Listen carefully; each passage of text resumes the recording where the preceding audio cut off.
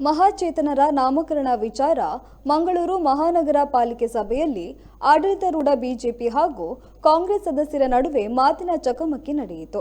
ಸಭೆ ಆರಂಭದಲ್ಲಿ ಪ್ರತಿಪಕ್ಷ ನಾಯಕ ಅಬ್ದುಲ್ ರವೂಫ್ ಮಂಗಳೂರು ರೈಲ್ವೆ ನಿಲ್ದಾಣಕ್ಕೆ ಬ್ರಹ್ಮಶ್ರೀ ನಾರಾಯಣಗುರು ಹೆಸರನ್ನ ನಾಮಕರಣಗೊಳಿಸುವಂತೆ ನಿರ್ಣಯ ಅಂಗೀಕರಿಸಲು ಒತ್ತಾಯಿಸಿದರು. ಈ ಸಂದರ್ಭ ಕಾಂಗ್ರೆಸ್ ನಡೆಯನ್ನ ಬಿಜೆಪಿ ಸದಸ್ಯರು ಟೀಕಿಸಿದ್ದು, ಲೇಡಿ ಹಿಲ್ ವೃತ್ತಕ್ಕೆ ನಾರಾಯಣಗುರುಗಳ ನಾಮಕರಣಕ್ಕೆ ವಿರೋಧಿಸಿದ್ದ ಕಾಂಗ್ರೆಸ್ ನಾಯಕರು ಈಗ ಪಾಲಿಕೆಯಲ್ಲಿ ನಾಟಕ ನಡೆಸುತ್ತಿದ್ದಾರೆ ಎಂದು ತರಾಟೆಗೆ ತೆಗೆದುಕೊಂಡರು.